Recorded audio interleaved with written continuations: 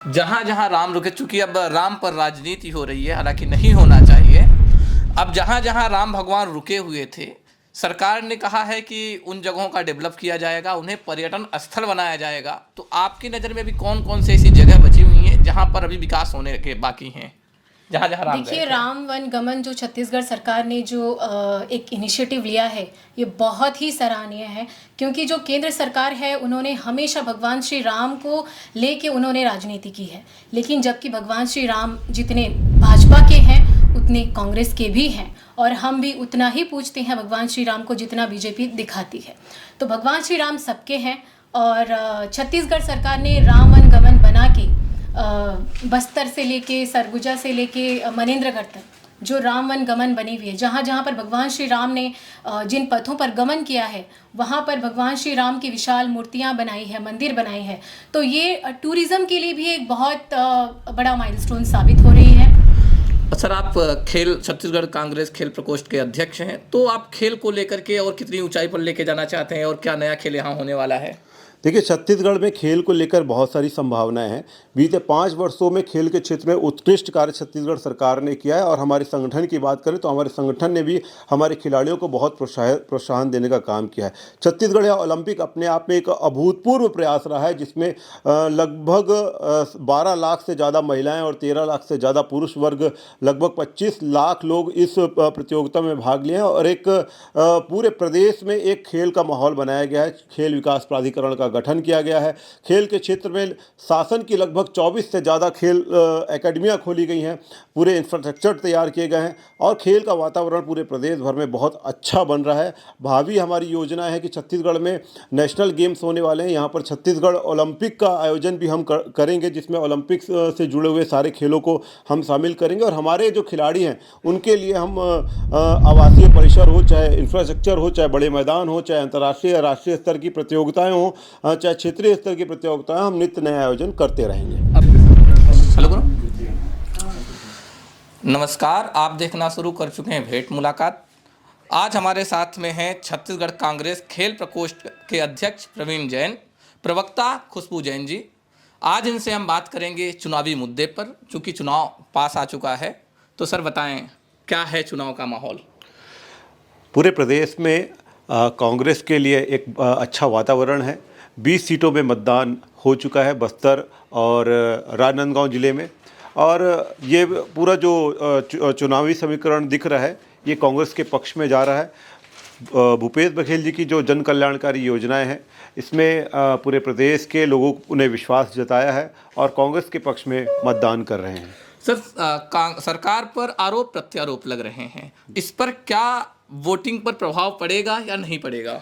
देखिए, चुनाव के समय आरोप प्रत्यारोप लगना ये कोई बड़ी बात नहीं है। आरोप सिद्ध होना चाहिए, और कोई भी सड़क छाप आदमी को खड़ा करके और किसी प्रकार का आरोप लगाया जा सकता है। उसकी जांच होनी चाहिए। केंद्रीय एजेंसियों ने भी जांच की बात कही है, और ये आरोप लगा देना और भाग जाना ये सही नहीं है। आरोप को सिद्ध करना पड़ता है। मैं भी किसी के ऊपर भी आरोप लगा सकता हूँ कि नरेंद्र मोदी ने अडानी को 20,000 करोड़ का फ़ायदा पहुंचाया है, लेकिन जब तक मैं सिद्ध नहीं कर देता तो ये सब कहना गलत है। सर, महादेव ऐप पर सरकार कुछ लोगों पर मानहानि का दावा करने वाली थी। वो किन किन लोगों पर मानहानि का दावा करने वाली है, या करेगी, या फिर बस बातों में उलझी रहेगी सरकार? मानहानि का दावा काफ़ी लोगों के खिलाफ में किया गया है।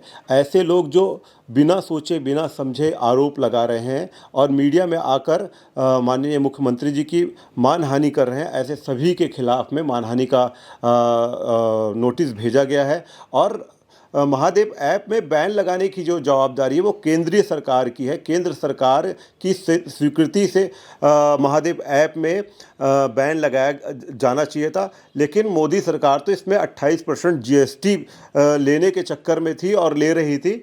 मेरा ये कहना है कि महादेव ऐप से जुड़े हुए जो लोग हैं, उनके व्यक्तिगत रूप से भाजपा के लोगों के साथ में, केंद्रीय नेतृत्व के साथ में, रमन सिंह के साथ में इनकी साठगांठ रही है, और चुनाव के समय में चुनाव को प्रभावित करने के उद्देश्य से ये भूपेश सरकार के खिलाफ में इसको जोड़ने का काम कर रही है।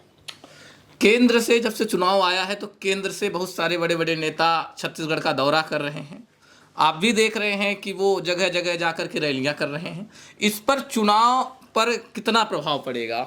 देखिए भूपेश बघेल जी का जो चेहरा है वो सब पर भारी है। यहाँ पर भूपेश बघेल और नरेंद्र मोदी, दो चेहरों पर यहाँ पर चुनाव हो रहा है और नरेंद्र मोदी जी अपनी पूरी केंद्रीय टीम को यहाँ पर लगा के रखे हुए हैं। वो सभी चेहरे भूपेश बघेल के सामने फीके पड़ रहे हैं। एक और प्रश्न है सर हमारा कि अभी सीजीपीएससी घोटाला का नाम आपने सुना होगा, बहुत उछाल किया। क्या वाकई में ये घोटाला हुआ था कि बस ये हवा हवाई था? माननीय मुख्यमंत्री जी ने कहा है कि यह जांच इसमें हम करा रहे हैं। यदि किसी भी प्रकार की कोई भी गड़बड़ी पाई जाती है तो दोषियों के खिलाफ में कड़ी से कड़ी कार्रवाई की जाएगी और जो भी शिकायतें मिली है उस पर जांच चल रही है। चुनाव के पहले सब कुछ शांत रहता है, जैसे ही चुनाव आता है तो सरकारें बड़े बड़े प्रलोभन देना शुरू कर देती हैं, जैसे धान का मूल्य बढ़ा देना, बहुत सारी योजनाएं लागू करवाने के लिए वादे करना। इस पर जनता पर क्या प्रभाव पड़ेगा? क्या जनता इस प्रलोभन में आएगी या नहीं आएगी? देखिए पिछली बार भारतीय जनता पार्टी ने 2018 में 2100 रुपये समर्थन मूल्य करने की बात कही थी और 2100 रुपये उन्होंने समर्थन मूल्य नहीं दिया, साथ ही बोनस देने की भी बात की थी। और भूपेश सरकार ने यह वादा किया था कि किसानों का जो धान है वो 2500 रुपये में हम खरीदेंगे, लेकिन इन्होंने किसानों का जो धान था वो 25 रुपये में खरीदा और अभी जो वर्तमान में स्थिति है वो 2640 रुपये में किसानों का धान खरीद रही है। और भूपेश बघेल जी ने एक वादा किया है कि हम 3200 रुपये प्रति क्विंटल के दर से खरीदेंगे और किसानों को पूरा विश्वास है कि जो भूपेश बघेल कहते हैं वो करते हैं। सर, आप छत्तीसगढ़ कांग्रेस खेल प्रकोष्ठ के अध्यक्ष हैं, तो आप खेल को लेकर के और कितनी ऊंचाई पर लेके जाना चाहते हैं और क्या नया खेल यहाँ होने वाला है? देखिए छत्तीसगढ़ में खेल को लेकर बहुत सारी संभावनाएं हैं। बीते 5 वर्षों में खेल के क्षेत्र में उत्कृष्ट कार्य छत्तीसगढ़ सरकार ने किया है और हमारे संगठन की बात करें तो हमारे संगठन ने भी हमारे खिलाड़ियों को बहुत प्रोत्साहन देने का काम किया है। छत्तीसगढ़ या ओलंपिक अपने आप में एक अभूतपूर्व प्रयास रहा है, जिसमें लगभग 12 लाख से ज़्यादा महिलाएँ और 13 लाख से ज़्यादा पुरुष वर्ग, लगभग 25 लाख लोग इस प्रतियोगिता में भाग लिए हैं और एक पूरे प्रदेश में एक खेल का माहौल बनाया गया है। खेल विकास प्राधिकरण का गठन किया गया है।